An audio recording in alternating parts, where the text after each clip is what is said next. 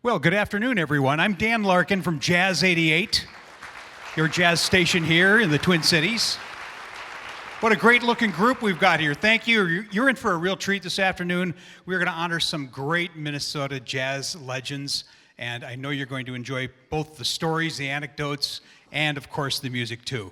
I see some people are still just getting in, getting settled, but I think we're clear for takeoff. So I'm going to get out of the way, but first I want to introduce your host for this afternoon, our very own legend at Jazz 88 and a fantastic performer. Many of you know her personally. Many of you have seen her perform too, and we're so thrilled to have her here. She's put together this entire show, the executive producer and host of Minnesota Jazz Legends. Let's give a nice warm welcome to Patty Peterson.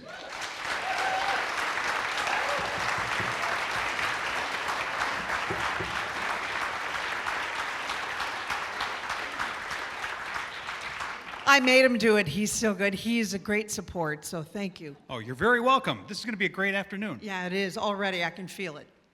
Thank you for being here. Thanks to Dan Larkin once again.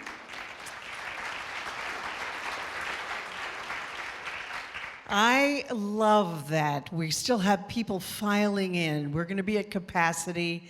Make sure as you're coming in, there's seats everywhere still, and a few here and there, I should say. I really appreciate you taking the time out of your day to support this incredible mission that I want to tell you a little background story about. But before I do that, I'd like to know how many here are Jazz 88 listeners. Round of applause. Oh, yeah.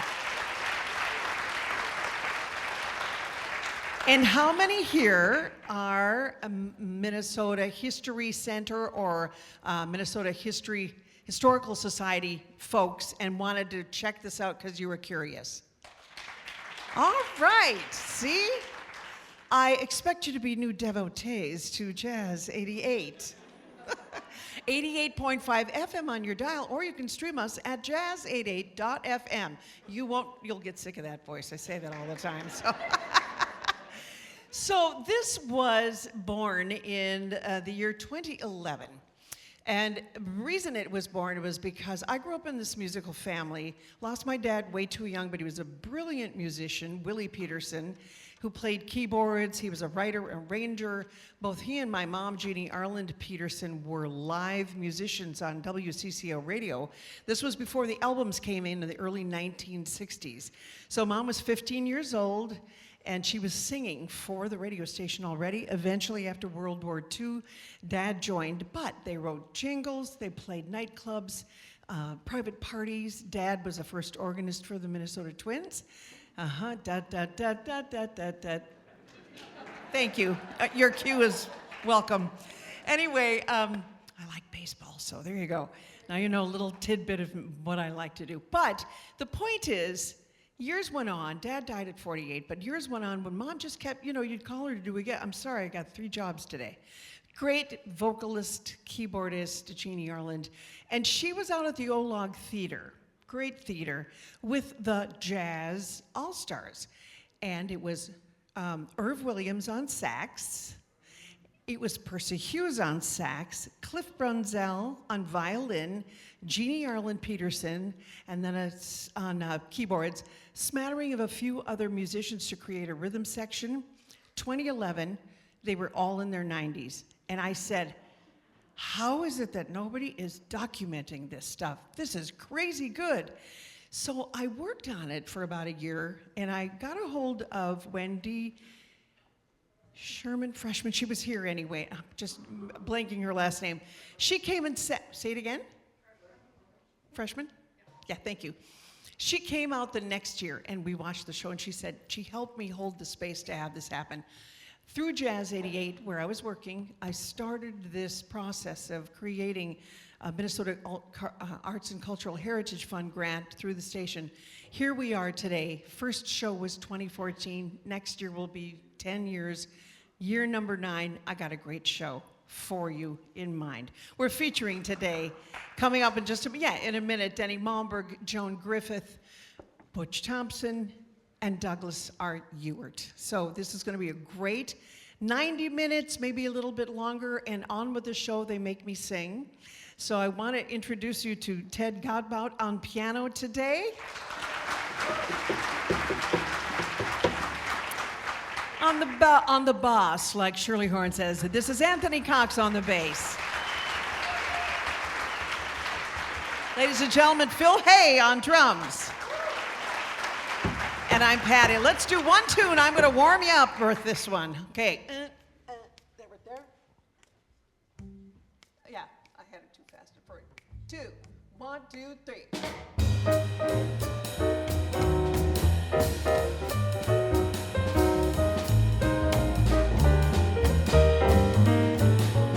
What a day this has been. What a rare mood I'm in.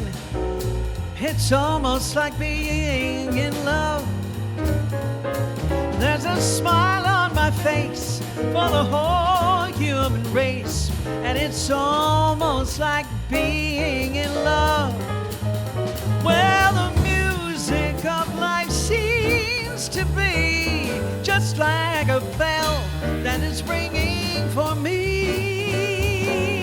And the way that I feel when I hear that bell peal, I swear I'm falling. I believe that I'm falling. Said it's almost like being in love. Come on, Ted.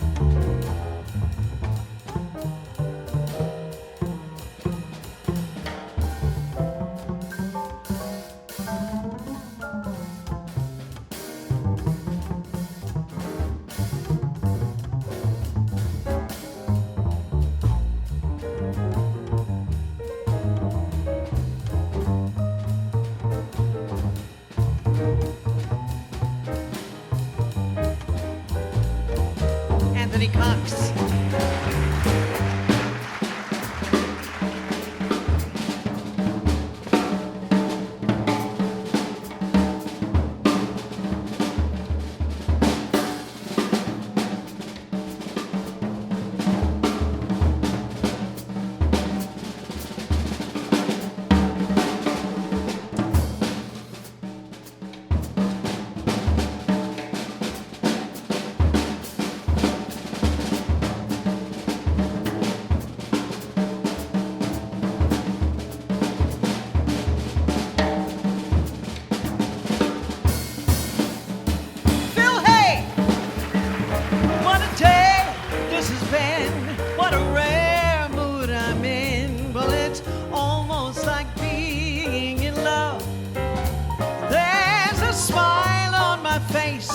For the whole human race, and it's almost like being in love.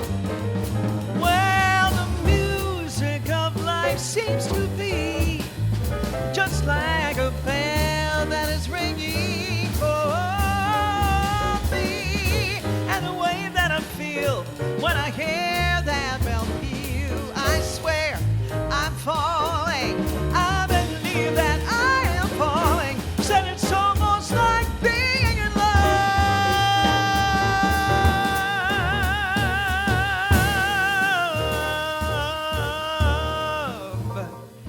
Ladies and gentlemen, Ted Godbout, Anthony Cox, Phil Hay. Thank you, guys. You know, we rehearsed in the dressing room. Just going to tell you, in the green room, we just said, and this is the key and this is the tune. So, welcome to jazz. Very fun. So, our first Minnesota jazz legend is an incredible friend of the Peterson family, but also to so many of you. And he is someone that, his whole family was in the music industry, or they were in some sort of creative arts. We've got some guests here today that are in his family. We'll talk about him. But my folks used to work with his dad. Ladies and gentlemen, would you help me welcome to the stage Denny Malmberg?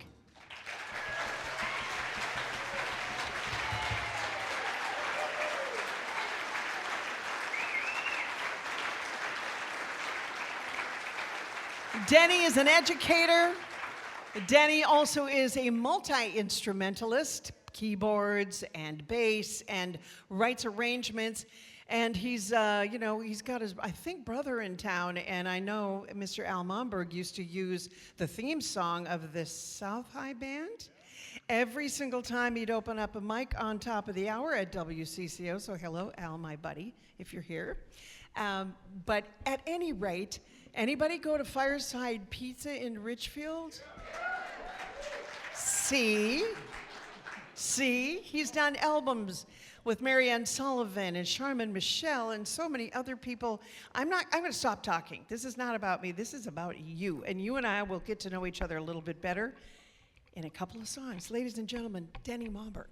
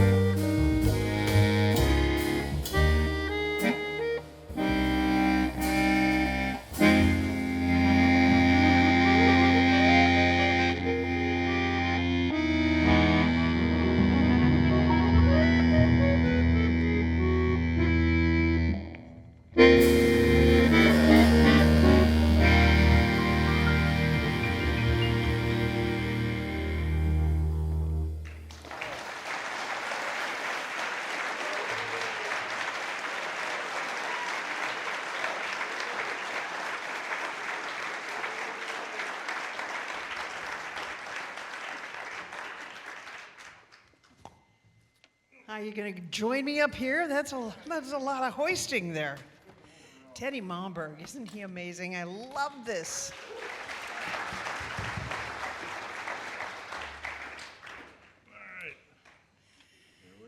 This is the portion where we just get to know our guests just a little bit. But when we do the radio documentary at the end of June, you'll be hearing more of his story. And my pal Ian, who is here with Max doing the video work, you will be able to see YouTube videos of the whole concert and all of the artists separately on the Jazz88 YouTube channel. So enough business. Danny, how are you? I'm good. You're good. Still here. I know, you sure are, and you sound incredible, really.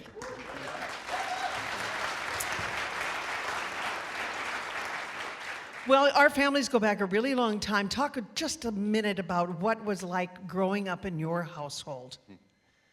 Okay. Do you need more than 1 minute? I can tell you this, that my daddy was playing all the time. He was in the late 40s, he was staff member at WCCO Radio, playing in the orchestra there,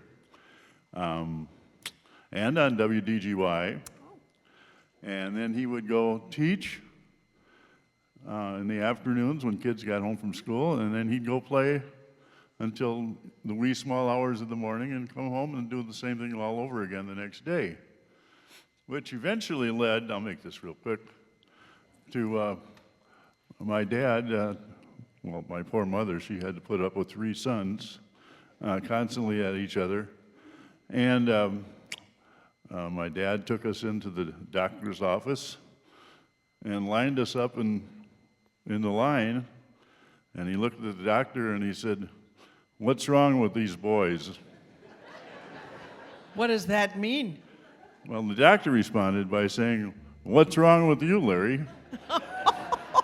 And he said, "The boys are fine. You need to take your wife out for dinner once in a while." So that's Wow. how we discovered Yut Hings. Did Yo, anybody remember Yut Hings on Lake Street? Nobody. no, one person. That's how long ago it was, folks. Oh my goodness. But anyway, there was an awful lot of accordion in the house. My dad was the most wonderful accordion player you'd ever want to hear. And everywhere we went, he was playing, and it was very, very busy in those days.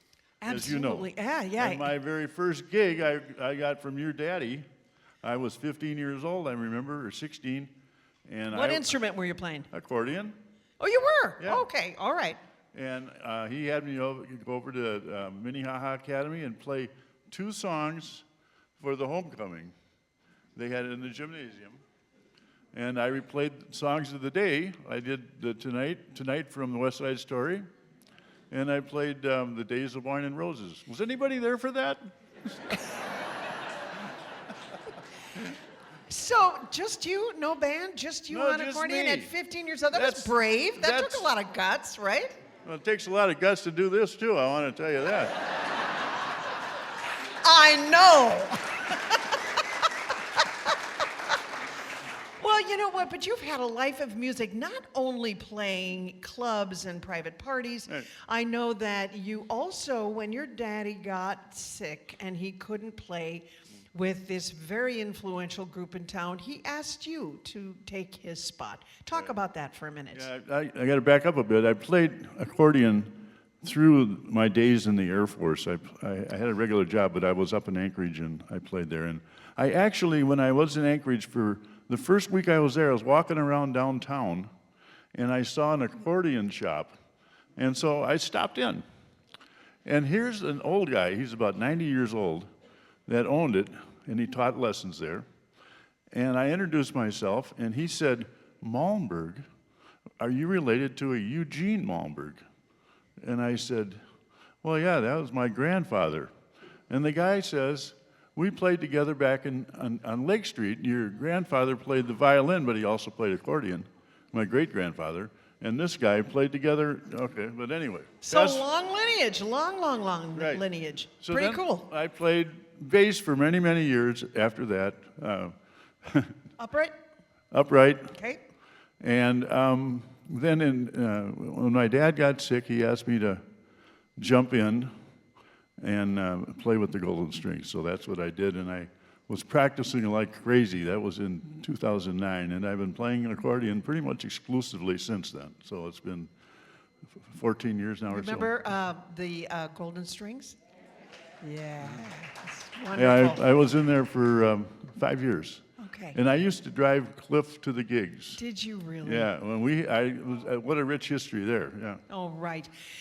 Talk a little bit about your education. You were a music educator at colleges and high school, right? I was at Bryant Junior High. I followed Jimmy Hamilton there. And then I went to Ramsey Junior High for 1 year. And then I went to Central High School in Minneapolis, yes. Go Pioneers. And I was there for 3 years, and then they closed the building with West High and Marshall U that particular time. And then I went to South.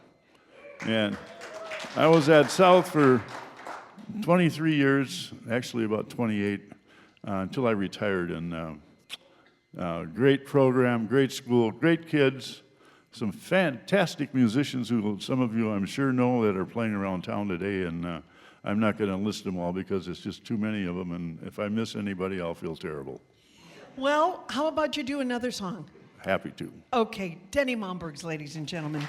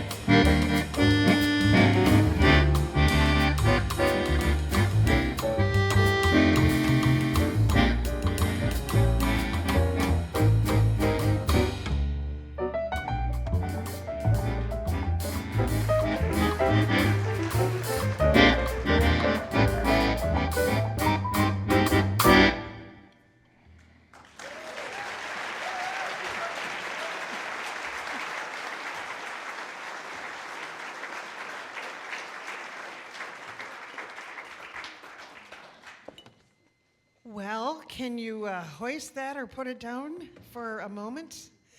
We want to say thank you as a community for all of the things that you've done, not only to touch young hearts' lives and their musical ears, but to all of us in our listening pleasure. And on behalf of Jazz 88, we would like for you to have this as a Minnesota jazz legend.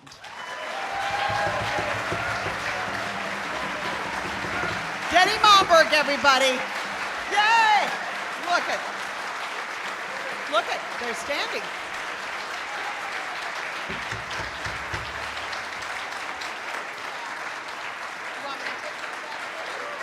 Okay. Denny Malmberg.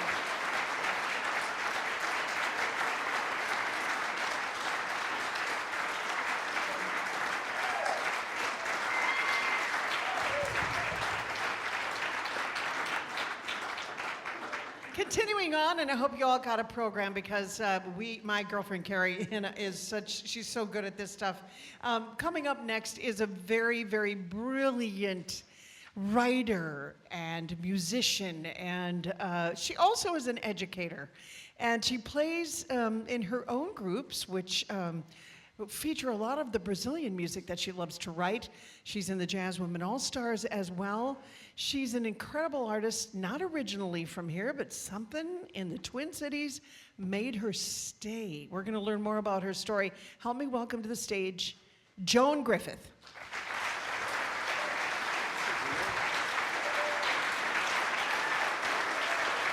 Thank you. Here. Well, we have just a couple minutes here, and I want you to have a mic so that you can talk about your songs. Are you comfortable just leaving it right there on the stand while you play? Yeah, I think Great. so. Well, Kansas City was what?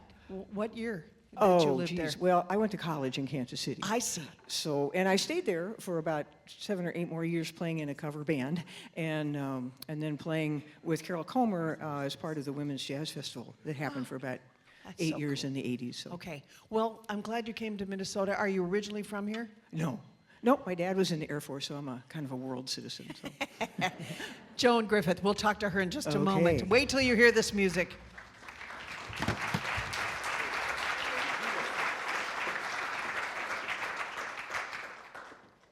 Well, before I launch, I just wanted to say that you know you're an older person when you've played with everybody who's on the bandstand. So there you go, for almost all the groups. So anyway, but this afternoon, some of you may know me as a bass player, which I have done a lot of, and maybe as a mandolin player, which I've also done a fair amount. But as a composer, I mostly write for guitar and various other people. And the 3 tunes I'm going to play are originals by me, and I am so lucky to have Ted over there on the piano to play with me at the last minute. I don't know if Patty told you that, but it's been a saga. So anyway, and he sounds fantastic. Anyway, the first one is called Samba Nova No. 1. There are actually 4 of them, but we're just going to do one, so you're safe. And it's kind of a bossa samba thing. And then the second one is a straight-up bossa nova called Nina. And the last one is called Samba for Jake. And Jake is a guy named Jacob Brittencourt, and he played mandolin in the 50s and 60s, and the golden era of the choro, as they call it, in Rio de Janeiro. So anyway, those are the 3 tunes, and I'm going to have Anthony and Phil come back for the second 2. But I wrote this one to be really a duet, and who's on the album with it is Laura Caviani, and of course she's doing other important things today, I'm sure. And anyway, so here we go. I'll stop. Samba Nova No. 1.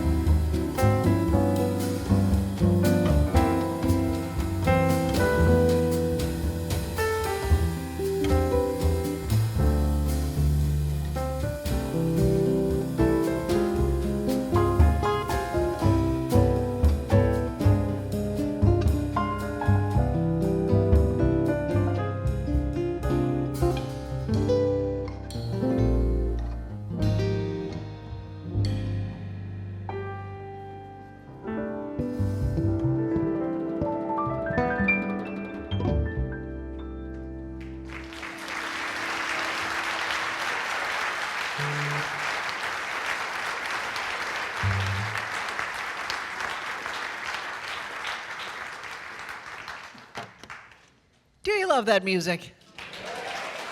Ah. You want to come over here? Or you find you're kind of happy right there, aren't you? Well, I'll just hang right here. It's easier. I've got furniture. But with you're me, so far. No, I'm coming over here then. Okay, here we go. All right, all Yeah. right. I love that you are doing this with me because I've admired your work for such a long time, and I know that you have been not only an educator, but you've been playing in so many different groups, like you alluded to. First of all, you were in a cover band. That means That means Earth, Wind, and Fire is what it means. Earth, Wind, and Fire. There you go. And Stevie Wonder. I mean, come Stevie, on. what? Yeah, right. Cover band. Yeah. Exactly. So fun. Did you do much of that in the Twin Cities?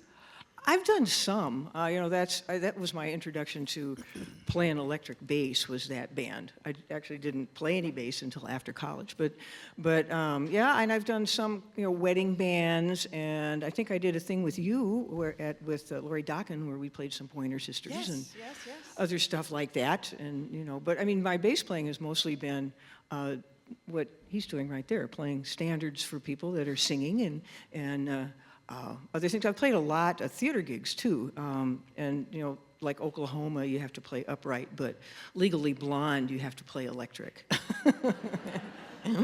Yeah, I bet. I can see the difference. Yes. Upright on Oklahoma. Okay. Yeah. So talk a little bit about this great recordings, the great recordings that you have done. For example, we're hearing original material today, right? We are.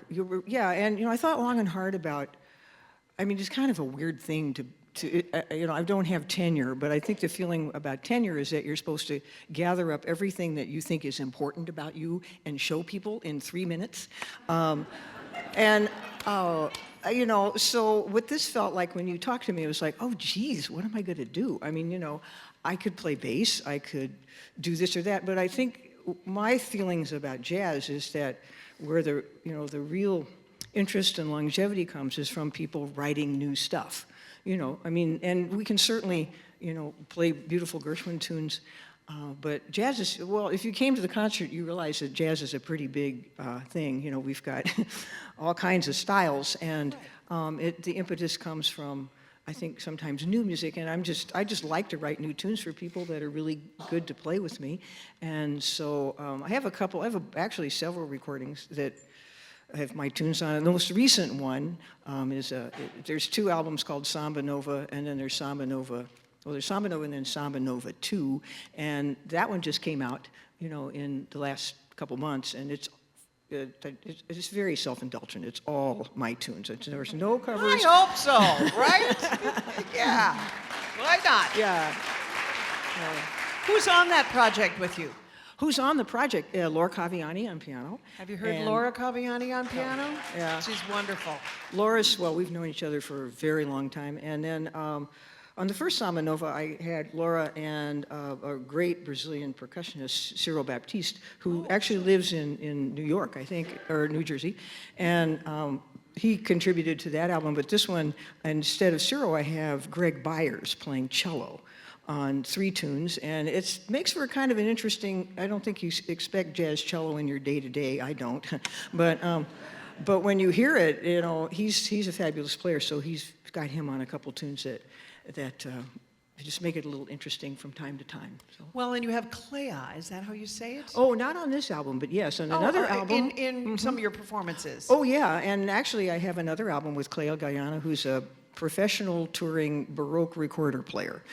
Who is Brazilian. I mean, she's from near Sao Paulo. And I have a great album with she and Lucia Newell called Alma Brasileira. And we do a couple of my tunes, but we do a lot of interesting other kinds of Brazilian styles on that. Steve Weiss, who's behind in the hall, is the engineer for most of my things, so it's really a blessing. He and is. I know Lucia's in the audience, right? Luce, are you here? Yeah, all I right, don't know Luce. where you are, but Oh, there's Luce, cool. all right. So The thing that I love about the fact that, well, there's a link here, there's a teaching link about keeping jazz and the elements of jazz alive. You've been an educator for a really long time. You're affiliated with a couple of colleges right now, right? Oh, I've sort of weaned them out. I'm only at McAllister right now. I was at St. Thomas for a long time, and I was at St. Kate's as well. I just kind of drove around in St. Paul all day. How nice of you, because you're from Minneapolis, so whatever. Bringing jazz knowledge to the needy. And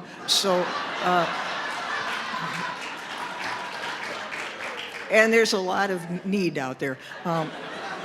Yeah, and it's Put any rap in that jazz? I don't know. I mean, it's fun. I mean, I do teach, lessons and stuff, but I taught many sections of jazz history, and I learned a lot doing that. Just hearing a lot of people that.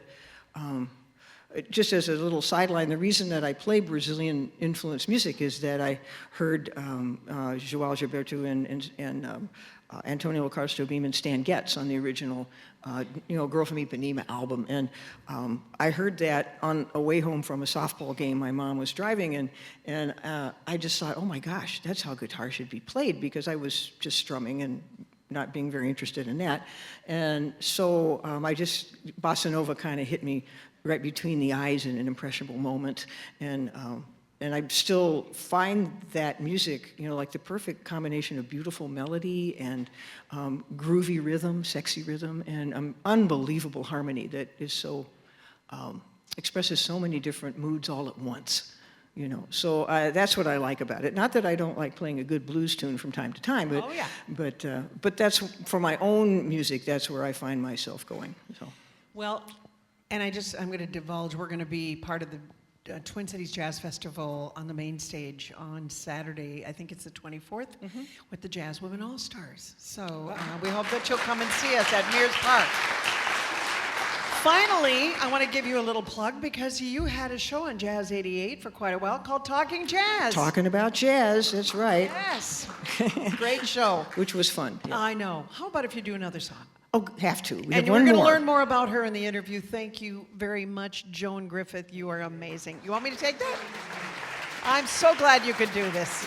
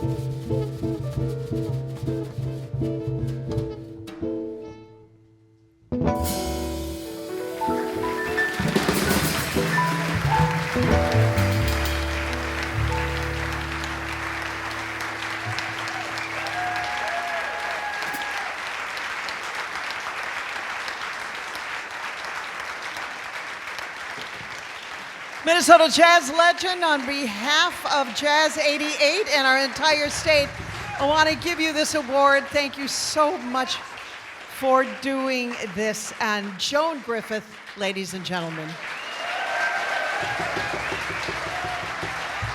I'll see you at work. Phil Hay, Anthony Cox, Ted Godbout. Joan Griffith.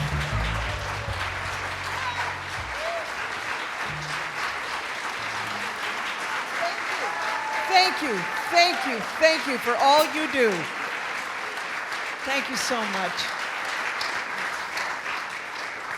Oh my gosh, are you going to show up to every gig I do from now on? Who are you, Patty? No. Anyway, you know, we have a really special segment coming up. And this gentleman spent quite a bit of time at Jazz 88. And you might remember this theme song.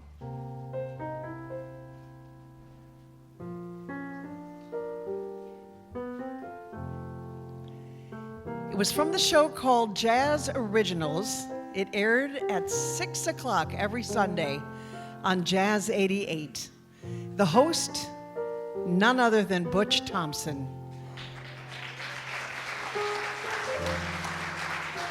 Ladies and gentlemen, help me welcome to the stage on clarinet and the leader of Southside Aces, Tony Bailiff.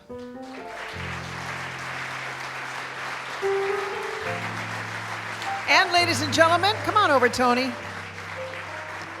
On piano, my dear friend, Mr. Dan Chenard. He is the accompanist to so many of the celebrities in the Twin Cities. And have him come out, and a friend through Prairie Home Companion as well. So, Dan Chenard, I'll hand you this in just a few minutes, okay? All right, guys. That was Mamie's Blues. That is Butch Thompson doing Jelly Roll Morton. How about if you talk to me a little bit about Butch? Because everybody wants to know where he got his start and how he was influenced by the music he was influenced with. Well, I do know, I had the pleasure of interviewing Butch about 10 years ago, and he told me his life story. And I do know that he started in Marine on St. Croix as a young child. He was given piano lessons by a friend of his mother's, and who played piano in the church. He said the most significant part about that education was that she could play by ear a little, and so he was right away. But he also had some further education with a concert pianist later on, and the education of his dad's records. He talked about the Glenn Miller Band, the Dorsey Brothers, the Benny Goodman small group, and all those people influenced him, especially later on when in middle school he began to play clarinet as well. So this is what I want to know. How did he get involved in the style of music that we all know and love him for? He says he bought a record of Albert Ammons at the Stillwater drugstore, and as in his usual sort of demurring way, he said, "I learned a little bit of left hand from that." And then he later on played Rock Around the Clock at a high school talent show, and he said the kids went nuts, they went berserk, and he knew right then that he wanted to be a performer. So.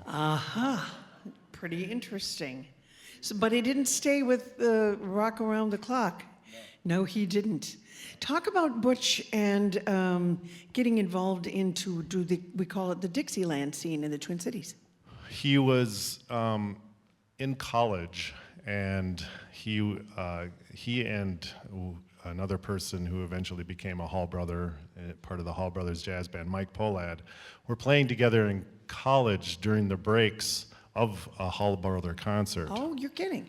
No, he said that he thought that they got hired because the Hall Brothers refused to play the twist contest during the break. The what? They had a twist, you know. Twist. Twist. Yes, yes.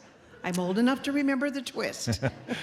So they're both only around 18 at that point.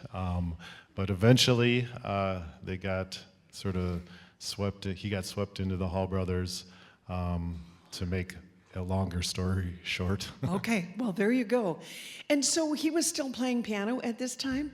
Oh yes, he kept playing piano, and then he was playing clarinet. I mean, I remember when I was about 11 years old going out to the Emporium of Jazz. Right. I managed to, Right. yeah, make my parents drag me out there, and I was just astounded watching him play clarinet.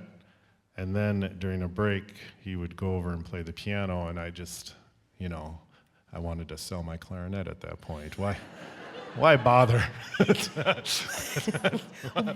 But he influenced you, and he was also kind to you. Yes, very. Talk about that. All the Hall brothers were extremely kind to me. When I didn't really meet them again until 20 years later, and they invited me, sound unheard, onto the bandstand to gradually begin sitting in with them and learning the songs. And they spent extra time with me off the bandstand to teach me, and I had a lot of learning. So that kind of kindness is unbelievable.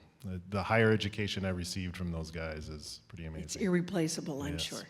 So we were talking about piano. Should we show Butch playing a little bit of piano? Sure. Should we Yeah, do that'd that? be great. I have to tell you that we found, or I was sent a beautiful video of Butch playing on TPT on a Minnesota Newsnight. I think it's called Newsnight, Minnesota. And I emailed the producer, Steve Spencer at TPT, and he said, absolutely use this. And I'm so glad you're honoring Butch. Okay, Mike.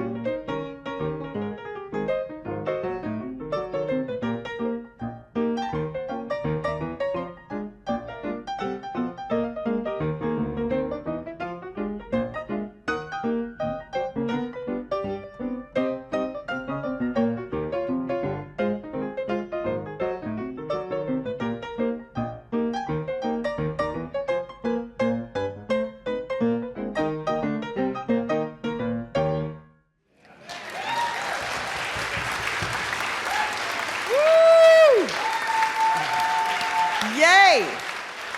Dang. Thanks to his wonderful wife, Marilyn, for sending me that video because it just meant so much. And as I'm talking to her on the phone, I get the email from TPT and Steve Spencer going, yes, please use it. And I said, see, everybody wants to honor Butch. And I know that he was with you in the Southside Aces, of which you are the leader, for how many years? We got to play with Butch once a month for about 3 years. And yeah, it was an amazing time for us. I just remember every time we were backstage, one or the other of us would say, you know, we're playing with Butch Thompson tonight. You know, just... Didn't he have a funny quip at the end of a show, too? Well... Sounds like my brother Billy, so go ahead, tell it. Well, no, one of the things that he would say to us every time we asked him how he was or how the show went, and, you know, it could be worse.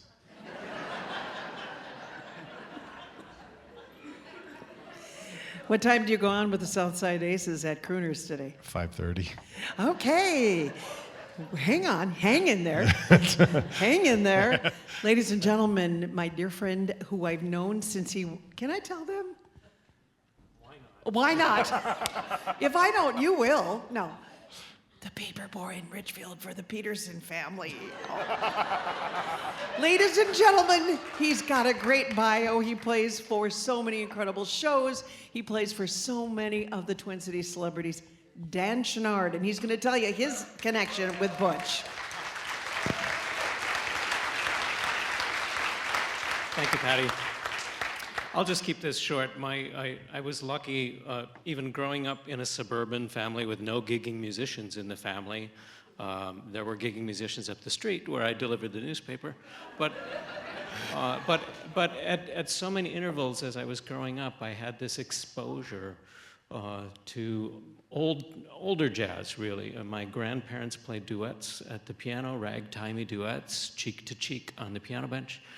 The movie The Sting came out in 73, 74 or something, and all that, you know, just that revival of ragtime music. Then there was Shakey's Pizza out on the 494 Strip, which had fabulous music, and you know, these three little crew cut heads would just be there, you know, probably invading the personal space of the banjo player and the piano player. But that was fascinating for us kids. And then in 76, 77, we started listening to Prairie Home, and that's when I heard just this elegant and really refined piano playing from Butch Thompson, and that sound has been in my head all along. And I'm lucky enough to have gotten to work with him maybe a half a dozen times on the show and on cruises and a few other projects. But just to have had a little time with him feels like a tremendous privilege. It has to. So we had the opportunity to talk a little bit, and when I was saying we were honoring Butch, Dan went, oh, I'd really like to honor Butch. And so I picked these two guys, and he was the one who came and spoke about Butch in the end of the summer at Jazz 88 and really gave some great history.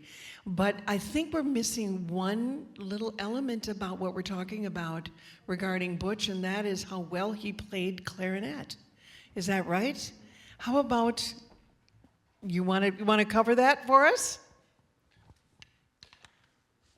We're going to play a song that the Hall Brothers recorded and released in 1964. So the recording's almost 60 years old now.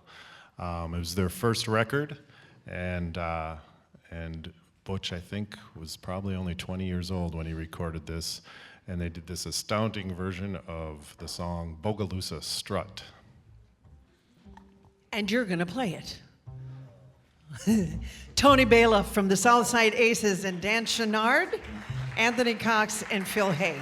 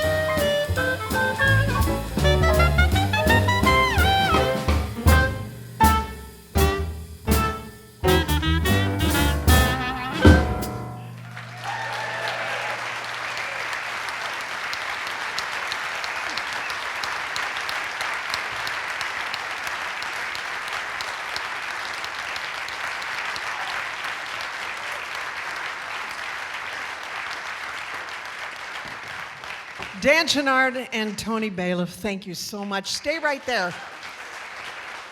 I want to just take a moment and invite someone very special up to hand this award to.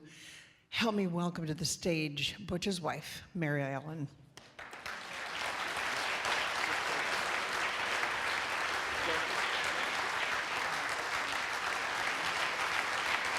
You're so welcome. On behalf of Jazz 88 and the Minnesota community, I would like to give you this trophy for Butch and all his work. And I'm getting choked up. I don't know if I can get through this. And he's just been such an influence on so many people. And he was fun. And he still gets to be fun because we've got the music to remember. Accept this from us, Jazz 88 and Minnesota. Thank you, Patty. This is so wonderful. Hi, Dan. Great to see you. Tony, that was beautiful. First of all, I want to thank Tony for keeping music in Butch's life as long as possible. That was beautiful.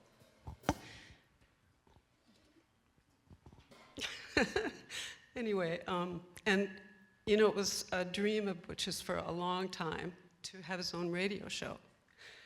And KBEM made it possible. Michelle Jansen, you out there? Thank you so much. For over 20 years, he was able to share his passion and knowledge for the music with his radio audience, and it meant so much to him. Thank you so much. And thank you, Patty. You're welcome. If Butch were here, I'm sure he would say, this was halfway decent of you. And that was his highest praise, I want you to know. Mary Ellen, thank you.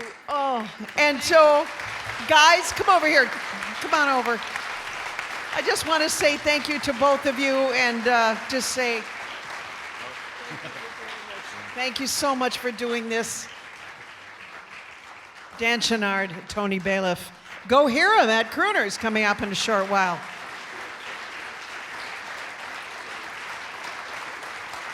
And Dan is everywhere, so. And thank you, Butch Thompson, for all of your incredible music. Look at that face. Yeah. Coming up next is an artist that I am going to learn about right along with you. This gentleman was not originally from America at all. And he came here, spent a lot of time in some different cities. Chicago, he's gotten many awards. This man has fellowships, he has grants, he has a desire to touch on all kinds of art. He's a visual artist, and he is going to talk about that a little bit today. But I would love for you to help me welcome to the stage this man who travels the world to teach, to speak, to play music, and to really make a point with what it is he is doing. Mr. Douglas R. Ewart, ladies and gentlemen.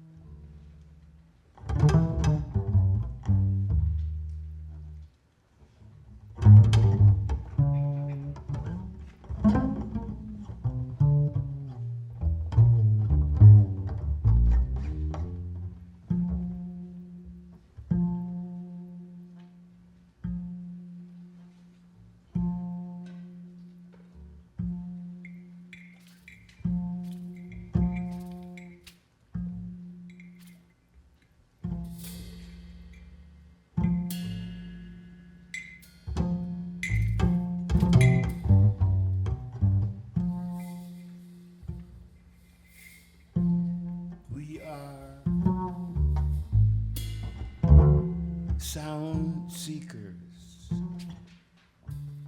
We search for sounds unknown. We relentlessly scan the sonic rainbow's crevices. Sounds are living entities that breathe, vibrate, and reverberate.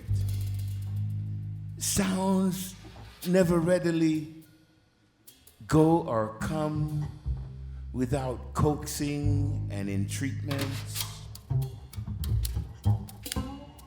Sounds are gems that never display their sacred sights without the relentless pursuit of the suitor.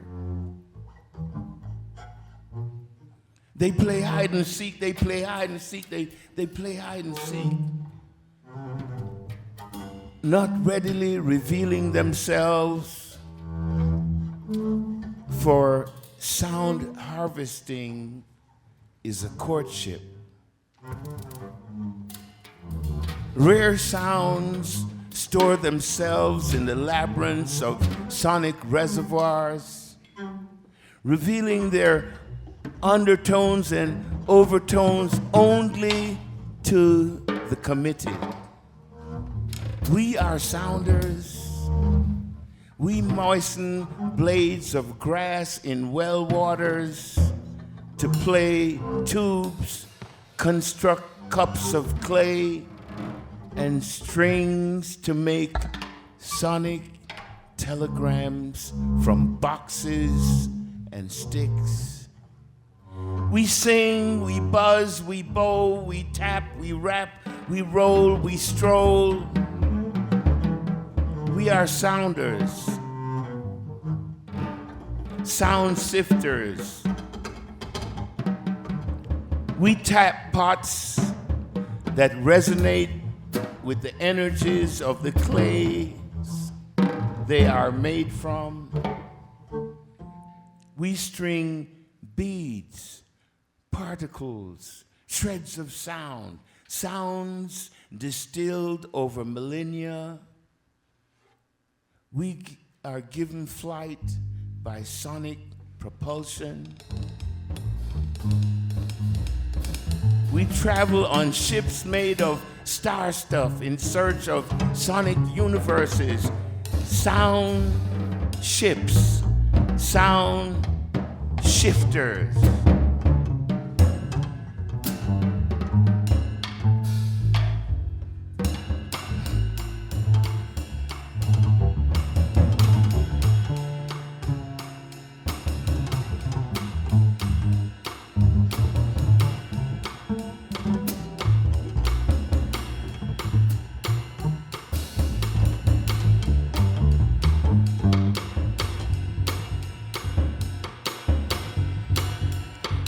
Travel on ships made from star stuff in search of sonic universes.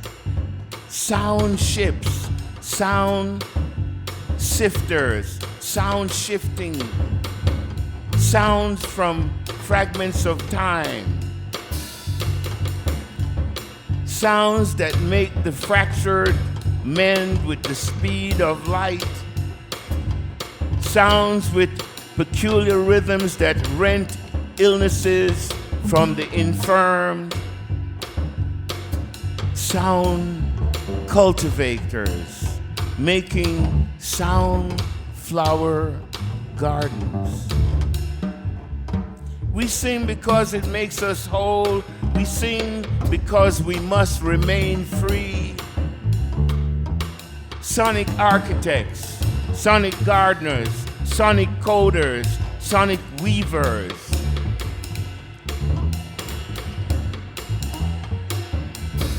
We weave sonic blankets like the Chilcot and robes like the rugs of the Navajo, the Denny,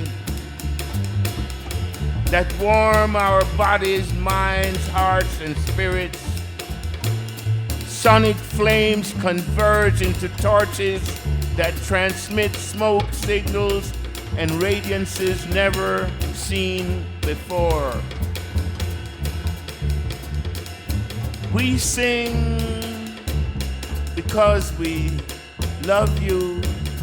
We sing because we love ourselves, not in a narcissistic way, but in order to love you, we must first love ourselves. We sing, we sing, we sing, we sing because we love the human spirit. We sing because we love you. We sing because we love you.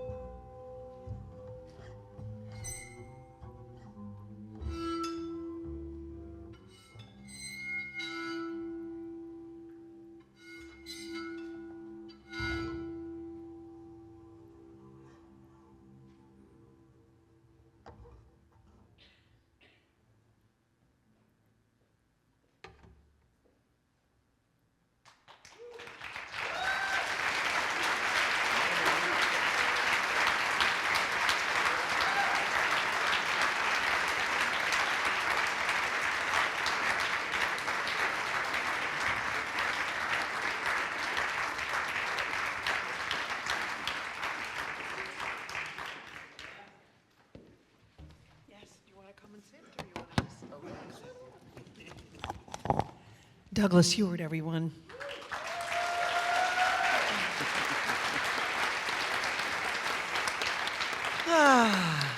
I think this man is one of the busiest guys in the business. Hey, really, seriously, you are always moving, aren't you? You gotta move it while you have it, or you lose it. Yep, that's true. Move it or lose it. So thank you for doing this. I would love for me and everyone here to get to know you a little bit better. Where are you originally from? I was born in Kingston, Jamaica, and stayed there till I was 17. Then I migrated to Chicago and lived there for many years, and reluctantly came to Minnesota. Oh, And I've been here 30 years. well, reluctantly. And you know, as we were talking on the phone, You are not one who does the nightclubs.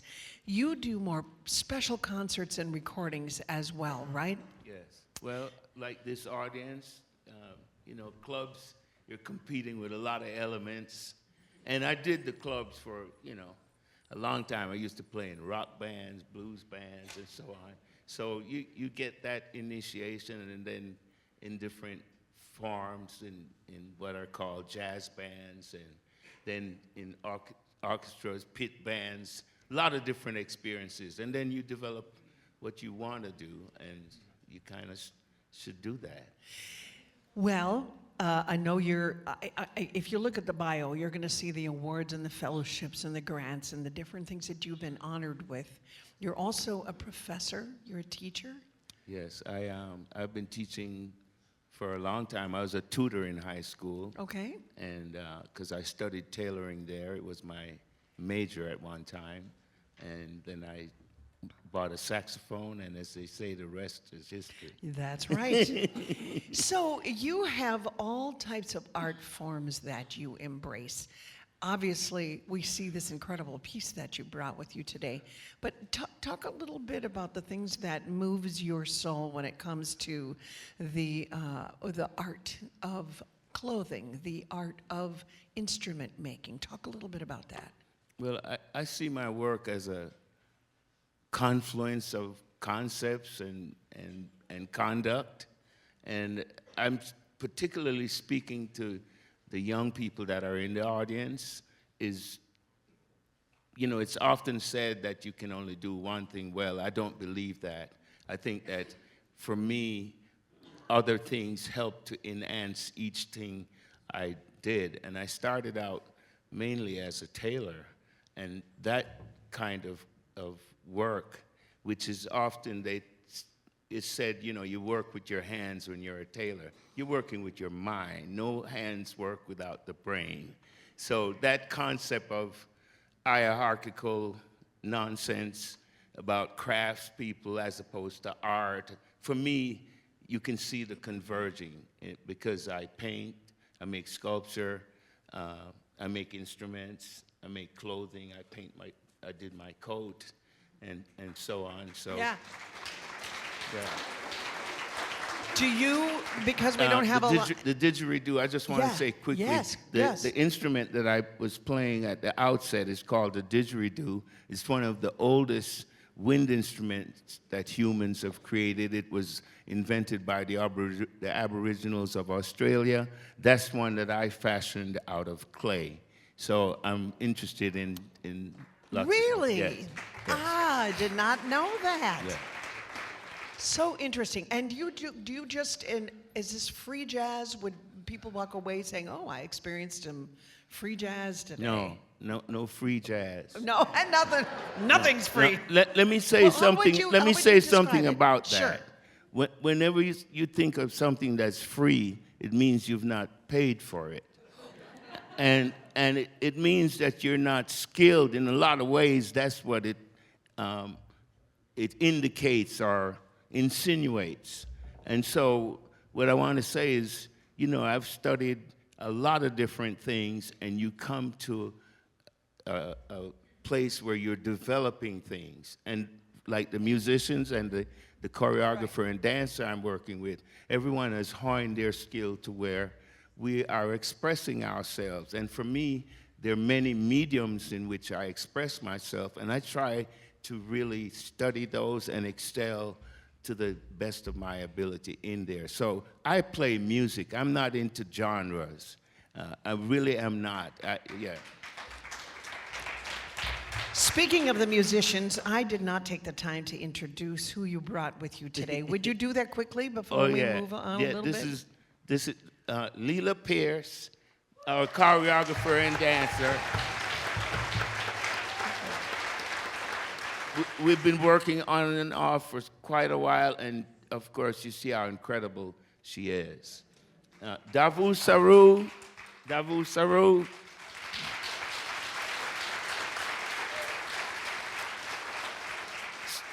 who is also a scholar, a professor, an incredible percussionist, and then we have Master Anthony Cox. Right. Also, composer, professor. As a musician, when you look at most musicians, including the ones that were here before we came on, most of them do several things. Because in this work or in this life, it's seldom that you can just do one thing. And so musicians, you'll find that musicians, we have friends that are musicians, they're trade people, they're pharmacists, they're doctors, they're so on. So teach the children, let them expand early, and I'm especially interested in children learning, getting into the sciences. In fact, I have a piece that's based on tops, spinning tops, that teaches physics, and then it refers to astronomy, and so on. So to me, there are no boundaries in what you're doing. It's you are the boundary, and you are the blockade, so remove it. Wow. Like I said, we're all going to learn today. Yeah. Can I ask you about the instrument that you played at the very last? Yes, I'm gonna, this instrument is called the George Floyd Bunt Staff. Now, of course, you know, these are bunt pans. Right. They were made for cooking, but we also cook sound on it. And so, you know, I was working on this thing for many years, and I got a little frustrated to some degree, and I put it away because it wasn't coming together correctly based on crafting. Because when you look at my work, I'm always thinking it's got to last, it's got to say something on several levels: the craftsmanship, the artistry, the originality, and so on.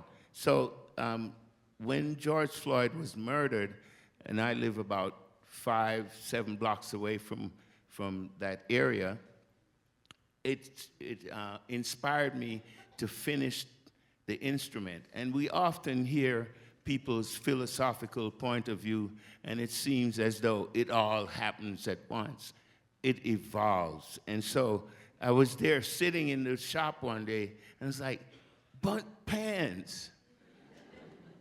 Bunt in baseball, B-U-N-D-T for the pans, B-U-N-T for the play. And for those that are not familiar with the play, it's a sacrificial play because the player just kind of sticks the bat out there, let the ball hit it, and then typically the bases might be loaded or somewhat loaded, and those people get to run to make another base or to get a home plate, go to home plate. So whether deliberately or inadvertently, George Floyd bunted with his life so that we could be awakened. And usually I do a long narrative about it, but today I decided, let's not do the long narrative. Let's just, never mind. Fascinating.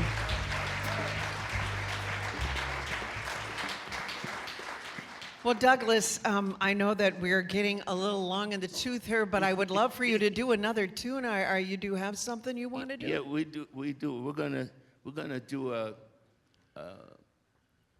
sort of an adaptation to a piece that John Coltrane did. This piece, and he adapted it from something else.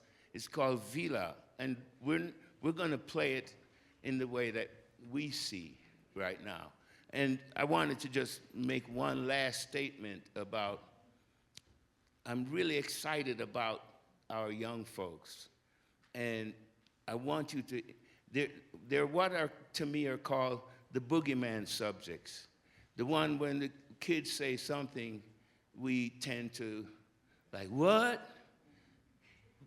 Encourage them without that. It's like, yes, you can do this. And by that I mean, you know, astronomy, physics, those subjects that we often don't encourage enough. And if we expose them early enough to these things, and they're already indulging in physics, they play basketball, they play baseball, they play all of these things, and those are ways that we got to find more creative ways of transmitting the information, and then we'll have a whole nother situation.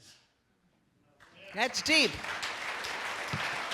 Ladies and gentlemen, Douglas Ewart, and we will do one final closing number after Douglas is complete, and I hope you can just rest. If you have to take a minute, do that, but we are going to complete after Douglas as well. So I'm going to step away for a minute, and I'll be back shortly.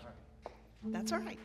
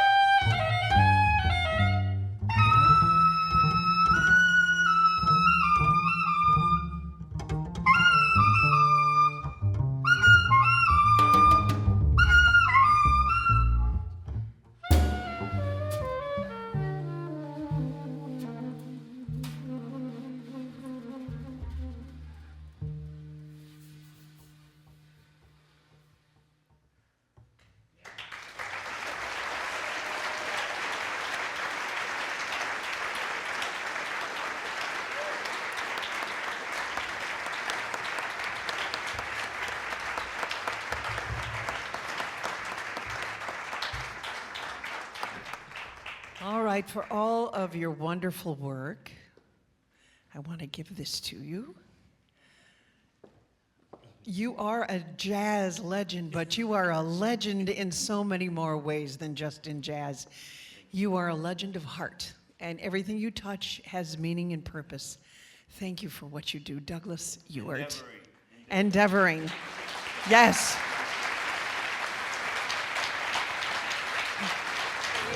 Thank you, everybody. The Minnesota Jazz Legends. Joan Griffith, Denny Malmberg, Douglas Ewart, and of course, Butch Thompson. Thank you so much.